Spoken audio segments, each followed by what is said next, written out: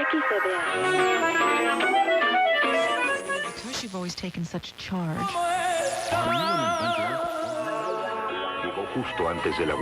You are listening to the Border Chronicle.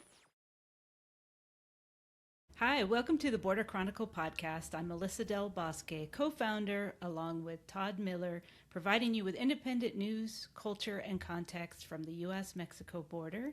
And you can read or listen to more of our work at theborderchronicle.com. Today, I'm speaking with José Olivares. He's an independent investigative journalist and audio producer who reports on immigration enforcement, U.S. operations in Latin America, and human rights. Jose, we're proud to say, is also our podcast editor, and we're very lucky to have him at the Border Chronicle. We're lucky to have Jose on our team. So thanks, Jose, for joining us today. Oh, thank you, Melissa. It's great to be with you, and it's a very kind intro. Thank you. Yes, and so we're focusing today on an important issue regarding the growing state and federal funded surveillance that's impacting communities along the border. Nowhere is this more evident than in the El Paso, Ciudad Juárez region, where there's a massive 20-foot floor surveillance tower called the Torre Centinela or Sentinel Tower that's being built. And I've been tracking its construction, over the last year or two, and you can't miss it because I think it's taller than any building in the region. And frankly, it's really kind of creepy. And I think a lot of people don't know what this tower is all about and what's going on there. And so we're really lucky to have Jose here today to talk about it because he published a very good, comprehensive investigative story about the Sentinel Tower, and it came out in the independent outlet Rest of World and with the nonprofit type investigations. Two really wonderful organizations. And we're going to talk about this investigation that Jose did, as well as a recent scandal surrounding the state of Chihuahua and federal CIA agents working in Chihuahua. But first off, let's start with the tower. You were able to go inside the Sentinel Tower, correct? And are you the first journalist to tour the inside of the tower? I'm not so sure. I mean, it was interesting because I know other reporters have gotten a chance to visit the tower, and it was really interesting because when I went in October when the tower, it's still under construction. It's kind of unclear when it's going to be completed, but. In October, when I visited the tower, at first they took us, to the tower to see it, and they brought us up in like one of those construction elevators on the outside of the tower. So the elevator itself within the tower wasn't, and so it was. I'm not a big fan of heights, and so getting towards the top, you could kind of feel it, this construction elevator swaying, and everything was very exposed and open. So there was still a lot of construction that needed to be finished, but they took us up to one of the highest floors in the tower, and you can see all of Juárez, all of El Paso. I mean, it's quite outrageous. And when we were in El Paso, the photographer and I, we could see the tower from the hotel room in El Paso, right across the border. So it's a huge tower, 20 floors high. And there's going to be 4 different floors that are going to make up the intelligence centers and the surveillance command centers. What was interesting is we were able to kind of get a bit of a glimpse as to what that looks like because we also visited the C5, the command center for the state of Chihuahua. And for folks who aren't familiar, Mexico, what they do is they have these command centers. There are surveillance and intelligence gathering command centers, and the local ones are called C2s or C4s. State level ones or state and federal ones are called C5s, or the one in Centinela, the Plataforma Centinela, the Torre Centinela is going to be a C7 because of the different varieties of technology that it's going to be using. And so we also, were able to take a tour of the command center, which is, was only one floor, and there were local analysts, there were state analysts, and there were federal analysts there reviewing just so much of the technology and all of this video footage and imagery that they were collecting throughout the entire state of Chihuahua, not just along the border, but also further south. So it was quite quite interesting to see that command center, and then very soon they're going to be moving it to the 4 floors within this massive surveillance tower. Yeah, and that's really interesting that they let you go inside the control center. So this is a control center in the middle of Ciudad Juárez, right, where it's like what you would expect in a movie. There's just wall-to-wall different cameras in different parts of the city and also the state as well. Are they looking at cameras throughout the state of Chihuahua in Juárez? That's correct. Yes. So this command center, it does have. I mean, they told me they're still working on putting up more surveillance cameras throughout the other parts of maybe the more rural parts. It's, Chihuahua is a very mountainous state, so some areas they haven't necessarily been able to construct as many of these camera towers, or they have these arches, right, where they put on the highways so that they can track all of the cars that are passing by. But this surveillance apparatus is quite extensive. It does, it is a project by the state government, right, by the Department of Public Security for the state of Chihuahua, and so they have really interesting surveillance over the entire state. But what's interesting is you enter this command center and it's just wall-to-wall cameras, like you said, Melissa, and it's pretty wild, because then you have these analysts sitting in this kind of horseshoe structure, and they have these massive screens themselves with these maps, and they can very easily just zoom in around the maps, and they have these little red dots or green dots, and each one of those dots represents a camera, and so they can click it, and it immediately opens up the live image of that surveillance camera. And so they said, oh, okay, well, we're getting an alert here. It seems like there was a robbery or something here in Ciudad Juárez, or in the city of Chihuahua, or in this municipality, or wherever. And then they can very quickly, just click that little icon on the screen, and it immediately brings up the live image of that camera, right? And so they can then rewind a few minutes to see exactly, okay, who robbed, where did they go, what direction did the person drive off at, or walk to, or whatever. And then they can maybe track the criminals or whoever they're trying to track down with those cameras, with that surveillance gear. But not only do they have these stationary cameras throughout the entire state of Chihuahua, they also have fleets of drones, they have helicopters. I mean, it's a really impressive and scary kind of surveillance apparatus that they have. I remember once we left the command center, we were on our way to get some lunch or something. We were driving, and I just kind of felt like I had to kind of duck my head a little bit as we were driving through the streets of Juárez, because you start noticing all the surveillance cameras, and they're all kind of consolidated within this command center and within this platform, right, called Plataforma Sentinela. And it was kind of an eerie feeling of just driving through the city and just knowing that these eyes are on you. It's an extremely really impressive surveillance platform that they have there. Yeah, and in the article, and as you were just doing such a good job of sort of describing what it feels like once you're aware of this expanding surveillance network. You were inside the control center, and they could look, for instance, into the women's wing of the jail, right, and see. Correct. As close as to the cards that they were holding in their hand, because a couple of women were playing cards, and you could see what the cards were that they were holding, which is crazy. And then also you were also describing that there are these panic buttons around town in Juárez. So it's visual. If you start paying attention to it, you can see the cameras, you can see the panic buttons, and different aspects of this surveillance network. That's right. Yes, and what's interesting is they also have these arches that they put on the highways where they can watch the cars going back and forth. They have drones equipped with facial recognition software, and so they told me this really interesting anecdote of there was a guy in Juárez or the city of Chihuahua. I'm not quite sure remembering which city it was in, but he went into a movie theater and had these Molotov cocktails, and he had this weird conspiracy theorist guy, and he threw these Molotov cocktails, and nobody was really injured, but they were able to kind of follow his movements with these drones.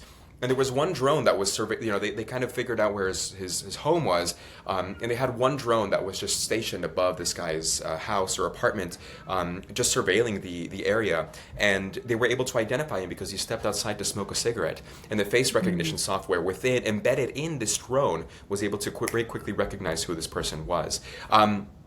And so it was, they were able to arrest this person, and obviously, with the state authorities, they were just discussing all these wonderful things that the technology was able to do for them. But I think it's important to know that there were a lot of people who I spoke with for this article who were very concerned about the civil liberties, potential civil liberties violations, and just this widening surveillance state along the border, right? They didn't talk about it too much, but a lot of this technology is also being used to surveil migrants or groups of migrants who are attempting to, I guess requesting asylum at the border is no longer a thing, right? Thanks to the Trump administration. But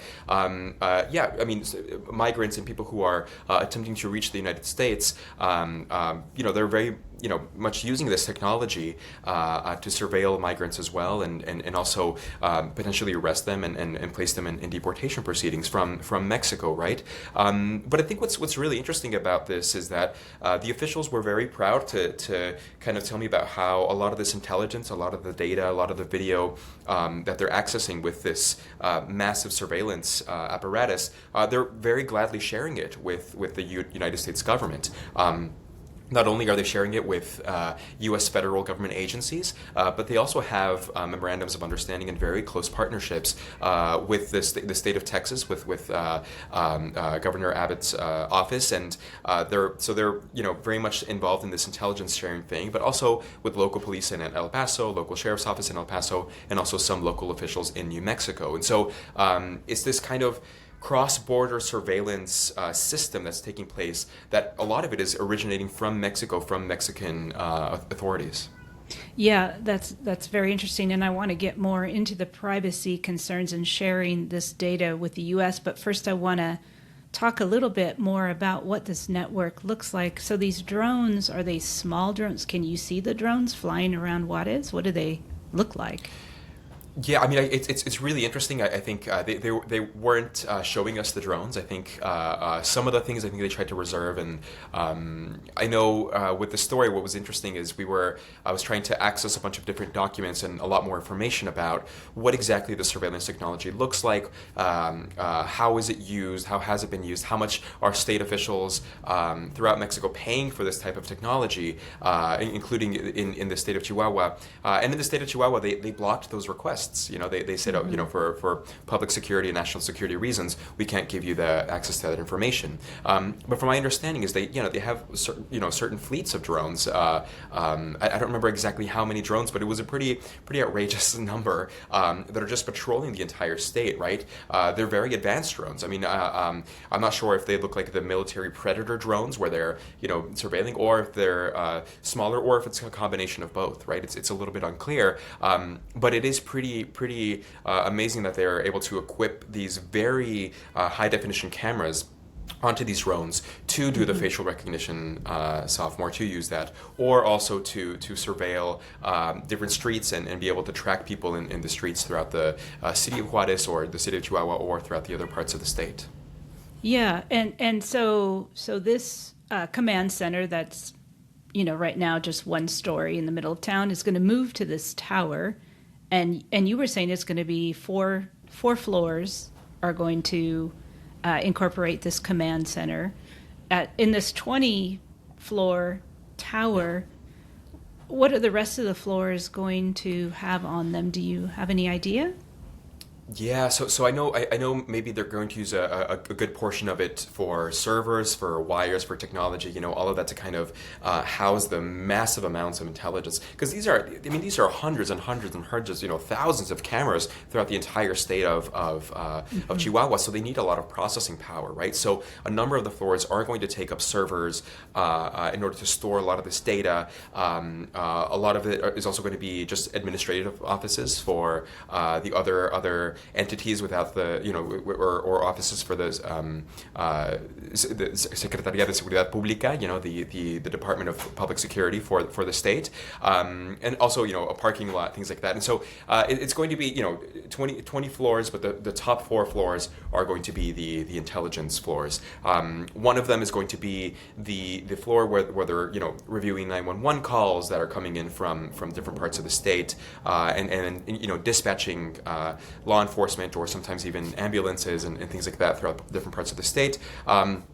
Another floor is going to be a floor where they have the tactical teams, where they dispatch the tactical teams, and so they're going to be looking at the different intelligence and different operations that they're receiving, and then from there they're going to dispatch, like these SWAT big. We visited also these tactical teams, and there are these like massive guys, with like their guns, and they're like, like almost like military, like really intense SWAT team kind of operations that they take part in. And then one of the other floors, which is the one that's really interesting, is going to be the intelligence sharing floor. So they're going to be using it to share intelligence that they gather with local police departments throughout the state of Chihuahua. With the state, obviously the state is running it, so the state officials are going to be there. But also the Mexican Army is going to be there, and they're also going to have a representative from the National Guard as well. And they also let me know, and this gets a little bit tricky, right, with the political implications of it, but they told me that representatives from U.S. government agencies will be visiting and will be operating or working from that floor, also involved in intelligence gathering operations. It's definitely progressing, though, because when you are in El Paso, Juárez, you can see that it's getting close to being done. There are some photographs that are very good in your investigation that show it really up close, and you can see how they're just finishing like the final floors of the 20-floor tower.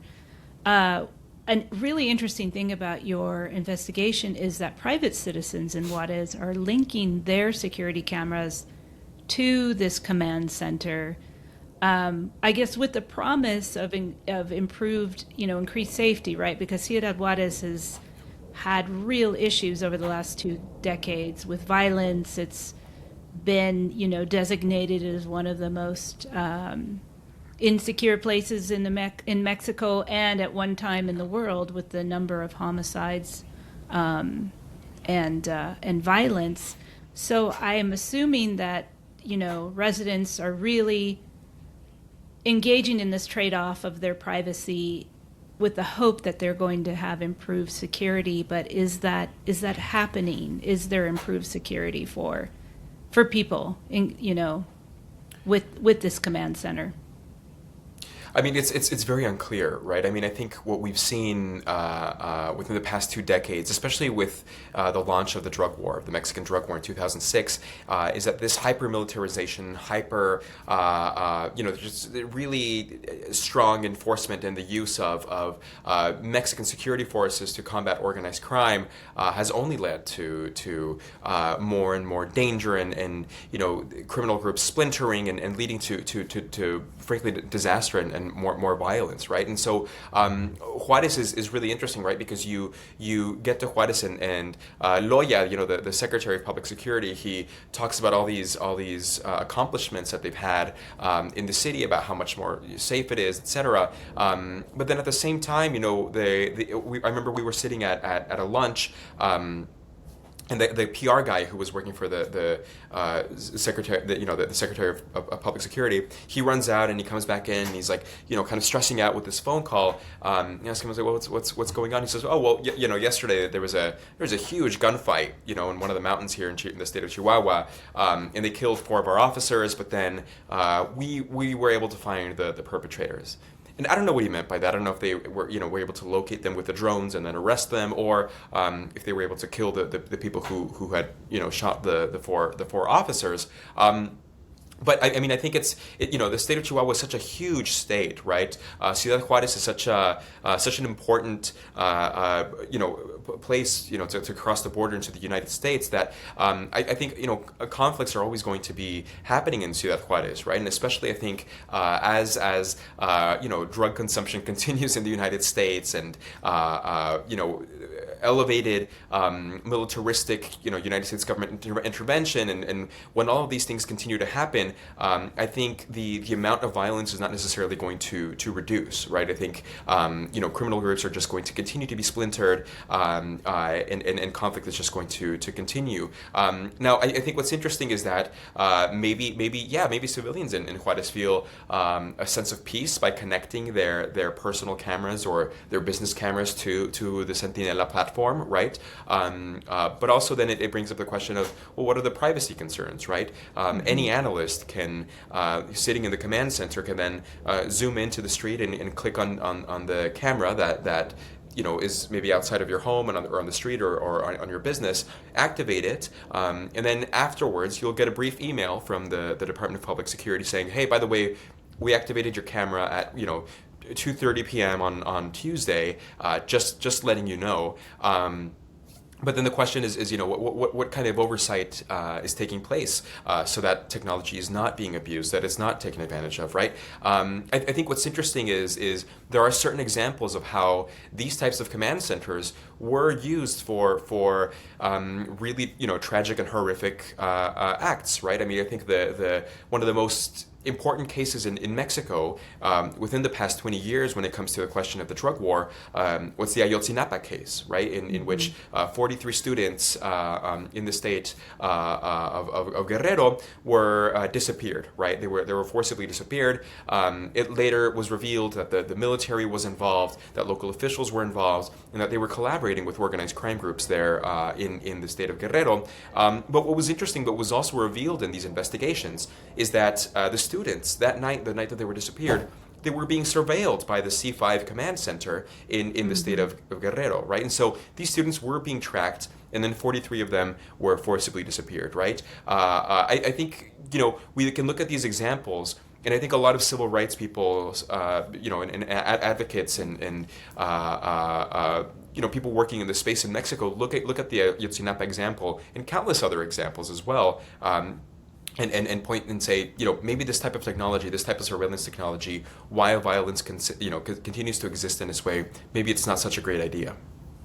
Yeah, I mean, my feeling about Mexican law enforcement and the military is that they know exactly what's going on, but a lot of times they are used for bad instead of good. This kind of notion like authorized crime, which was created sort of as a framework on how to understand the violence that's happened in Mexico in the last 20 years, that a lot of the violence is state sanctioned. So as you've said, the surveillance could be used against people rather than to protect them. And could you talk a little bit more about the oversight? Is there any from the Mexican government as to how the surveillance is used? Like, how transparent are they about it? I think the question of transparency is a huge one that a lot of people who work in this space are really pushing for. There is a tremendous lack of transparency when it comes to the surveillance equipment that is being used, or the way surveillance is being used throughout Mexico. What's interesting is that there are certain rules in place through Mexico's national security law in terms of how some of this technology, some of this intelligence that is gathered, how some of it can be shared or what it can be used for, etc., or who it can be shared with, right? But there really isn't any sort of national or overall oversight into this type of surveillance equipment or intelligence gathering practices, right? Especially when each state in Mexico is kind of handling its own command centers and handling and putting forward and using its own intelligence command centers, right? I think what's interesting about Mexico is that each state does have its own differences, right? And so some certain states might have internal oversight mechanisms or certain laws that are passed on the local level. But then the question is, who is enforcing them, right? Who's policing the police, right, in a certain way? But also the question then comes to, well, is there anything on the national scale that could be providing any sort of oversight into how this technology is used? And the answer is no. I mean, the experts, the people who work in the space who I asked, they said, no, there's not like a national oversight board, or anything like that that's looking into how intelligence is gathered through these command centers, and even if one did exist, how effective could it be, considering how the different states politically, how they can relate towards the federal government as well. Yeah, and can you talk about the company Seguratech that is providing all the technology for the tower? Who are they, and are they expanding globally? Are they a Mexican company? Yeah, so it's what's really interesting, right, is because as part of this investigation, we took a really deep dive into this company, right? It's called Grupo Seguritech, right? And what we discovered is that they have over 30 subsidiaries working, as part of this company. And what's interesting is that by speaking with a number of different experts who understand this space very well, they accuse a lot of these surveillance companies of using subsidiaries to score these government contracts with different states or with different government entities, but then nobody's able to fully track it down to the same owner or the same company, right? Which is, in this case, Grupo Seguritech. Grupo Seguritech seems to be the biggest Mexican surveillance company that exists. It is a company that started in Mexico City. They started in the 90s. They started expanding very little in the state of Mexico and then in other states around the country. But they very quickly ended up getting these contracts to build these massive command centers, right? They've built a number of them throughout the country, and they provide a lot of this technology that is then used to surveil certain states or to gather intelligence. They call themselves integrators, right? And so what they'll do is, instead of selling you individual cameras, they'll sell you an entire package. They'll say, not only will we sell you the cameras, but we'll also sell you the drones, we'll sell you helicopters, we'll set up the technology, we'll set up the software, we'll set up the servers, all of these things, and they're able to sell it in such a way that they can charge a tremendous amount of money to states in Mexico to kind of establish and set up and provide the technology for the command centers. The problem is that some of the contracts that they have had through certain subsidiaries have been called into question. And there was a really interesting example that came up in the state of Michoacán, where the former governor, who is currently on the run or was on the run for alleged corruption, he established this contract, this deal with this one company called 310, right? And nobody really knows who this company was. This company was created and nobody really knew what its deal was. It was created very quickly, and they were able to get a contract from this company to sell them a bunch of helicopters and espionage planes, right, for the state of Michoacán. The governor leaves office, the new government steps in, and they start reviewing these contracts and say, there's certain irregularities with this weird, strange company that was just created, months before the contract. Who are these people, right? As part of this investigation, we were able to discover that this particular company in the state of Michoacán is one of the subsidiaries to Grupo Seguritech. And so we don't really know the actual scale of this company's operations, precisely because when we did request a lot of these documents, they were blocked, citing national or public security, but also because we just don't know how many other subsidiaries also exist aside from the ones that we were able to document. Right. And I mean, how is all of this being paid for? Is it being paid for by the federal government or the state governments? So the federal government does have a number. Certain agencies do have some contracts with Grupo Seguritech, but for the command centers, a lot of the money does come from the local state governments that are paying for the constructions. For example, the Sentinela Tower, it's being paid for by the state government, by the Department of Public Security, and they're paying Grupo Seguritech to construct this tower and provide the drones and provide the cameras and set up the cameras and provide the helicopters and do all these things and set up the software and all of it. And so the money is coming from the local state governments, unless this company does have certain contracts with federal agencies. Then the money is coming from the federal government. And do we know how much has been spent on the tower? On the tower itself, no. The contract itself was denied. It was blocked due to national security reasons. When you requested it, yeah. Yeah, exactly. And so we don't know exactly how much the state government is paying for the construction of this tower. It must be a lot, because they've also had to fine the companies. Maybe like a couple million pesos is what I was told.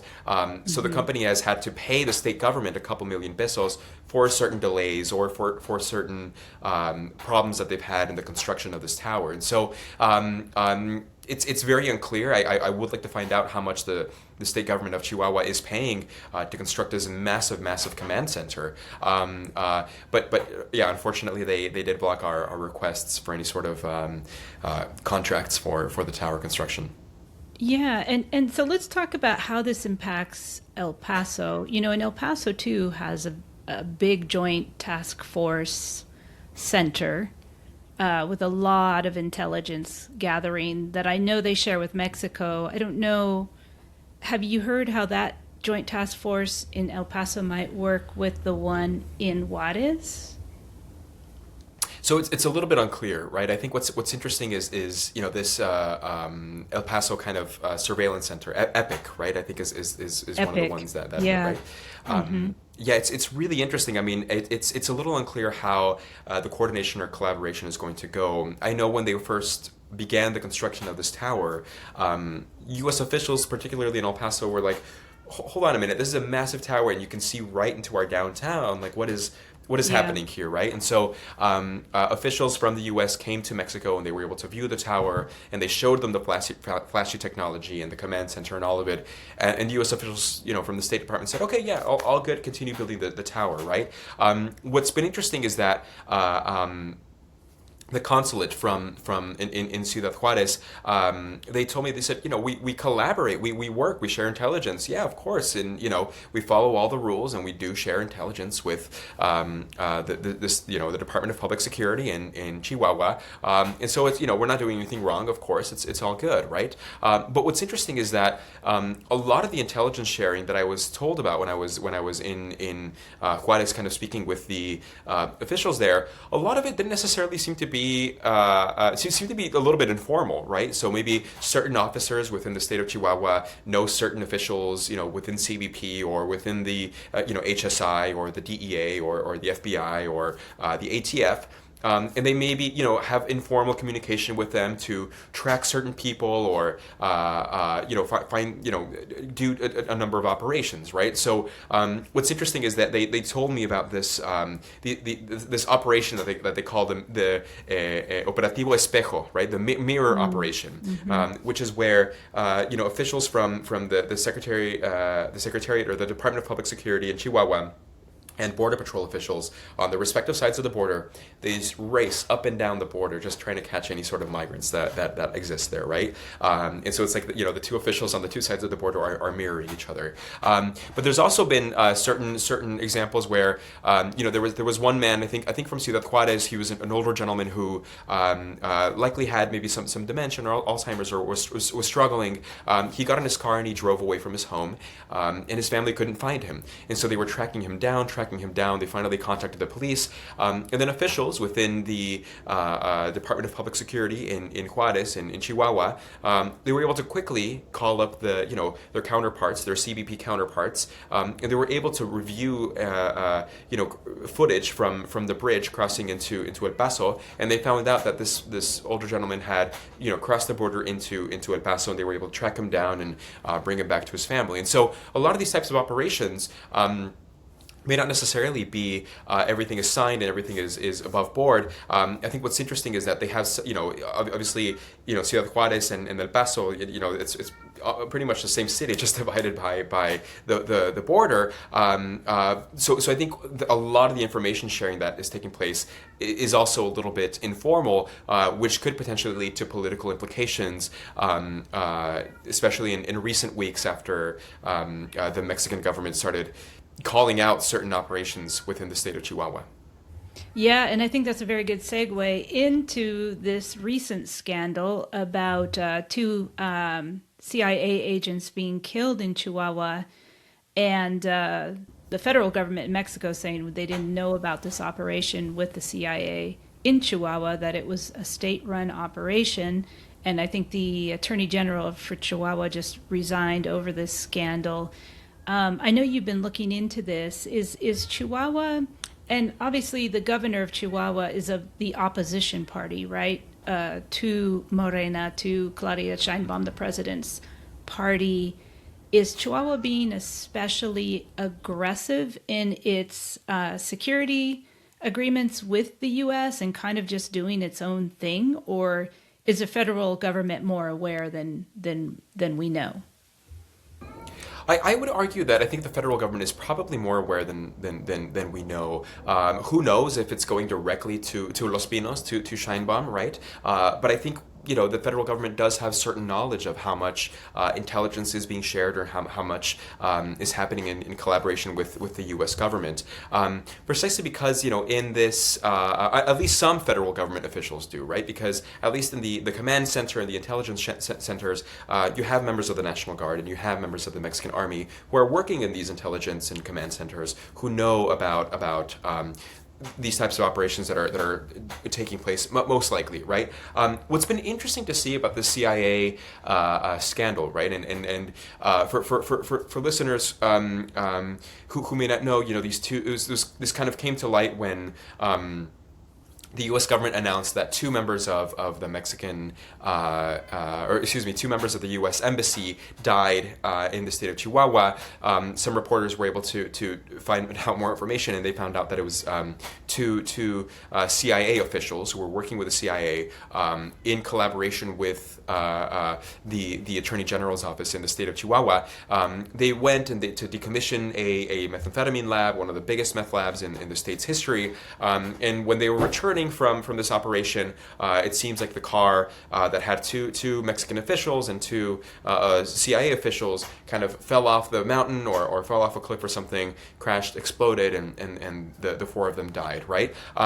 But what's interesting is that these are federal officials, these are federal CIA officials, and so the Sheinbaum government was very angry. They're saying, this is a question of sovereignty. Obviously, the Trump administration is very interested in using the CIA and using, the military to conduct counter-narcotics operations, and so, having these CIA officials working in Mexico in what would seem to be like an undercover situation or surreptitious or something like that. It's very unclear what exactly they were doing. But the fact that the CIA was working in collaboration with the opposition government, with the PAN government in the state of Chihuahua, did lead to a lot of concern and a lot of anger within the Mexican federal government. Now, Sheinbaum has said, we hope this was a one-off. We hope this hasn't continued. We hope this hasn't happened before that. But I think what's important to note is that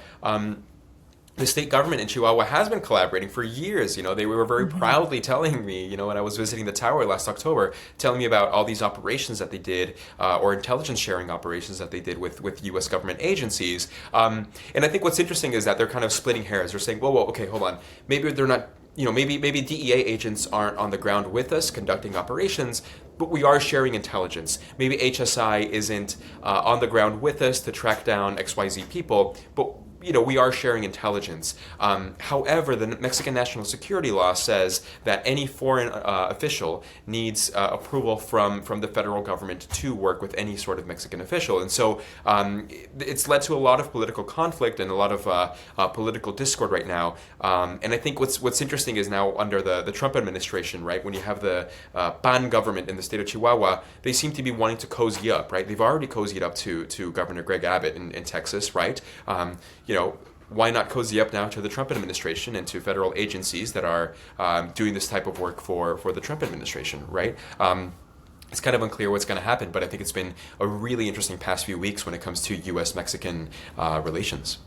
Yeah, and you mentioned the Texas governor, Greg Abbott. So they signed a memo of understanding and sharing this cross-border surveillance information, correct? And that happened a few years ago, right?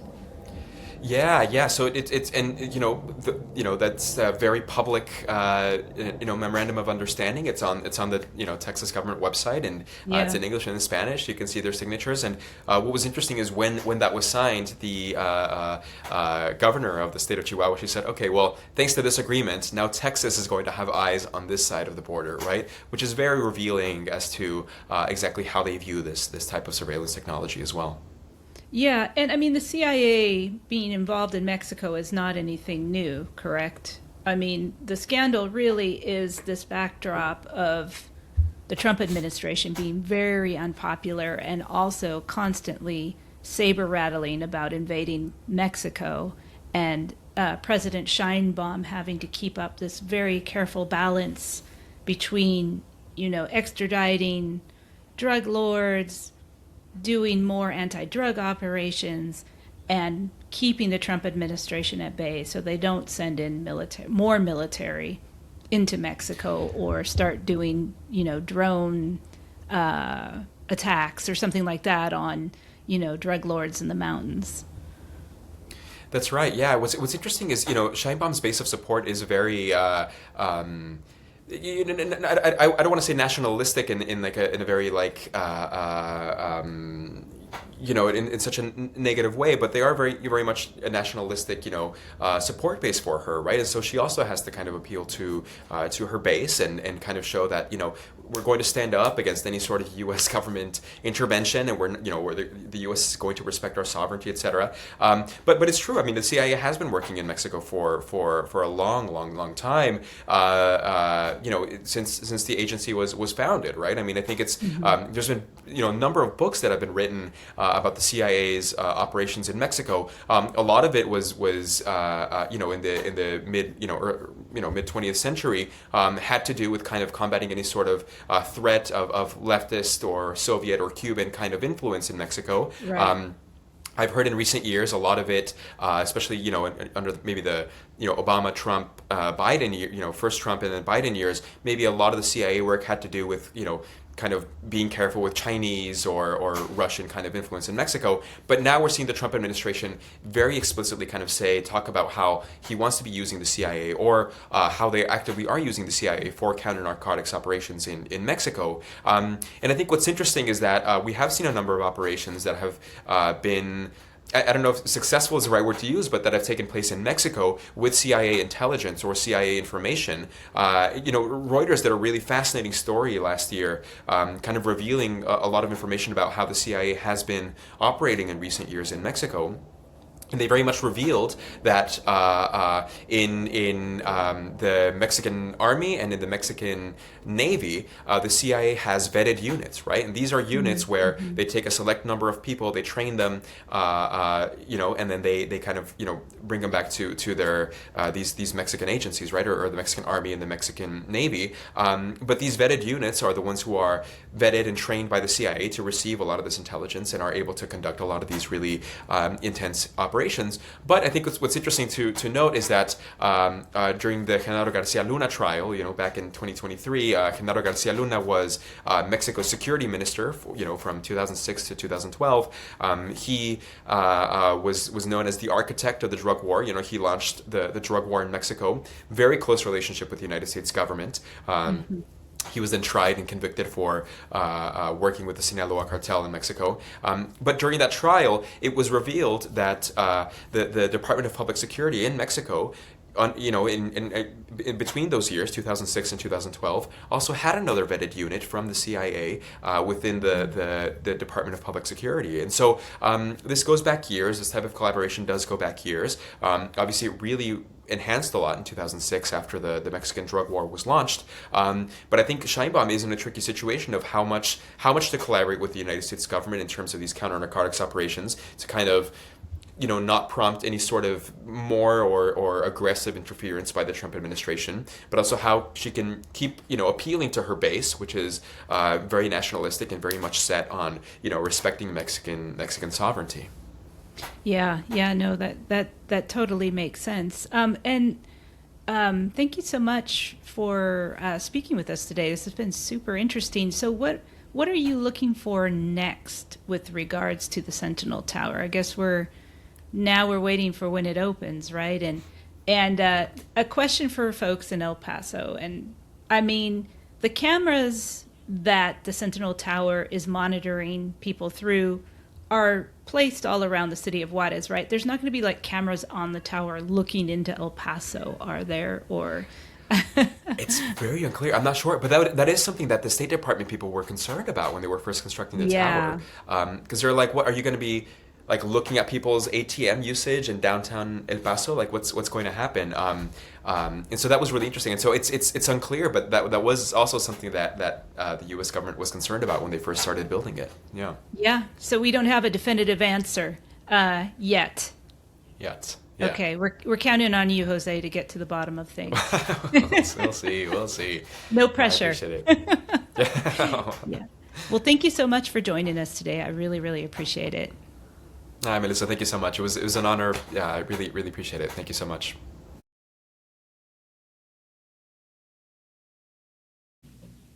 Thank you for listening to the Border Chronicle podcast, and a big thanks to José Olivares for speaking with me today about his investigation into the Sentinel Tower and expanding surveillance in the borderlands. You can read José's investigation in our show notes, and this podcast is edited by the very same José Olivares. And if you like what you hear, please consider rating us on your favorite podcast platform. It'll help others find our show. And you can check out more of our work at theborderchronicle.com. I'm Melissa Del Bosque, co-founder of The Border Chronicle. See you next time.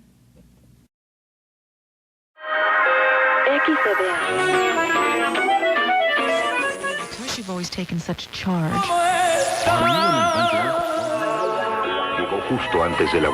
You are listening to The Border Chronicle.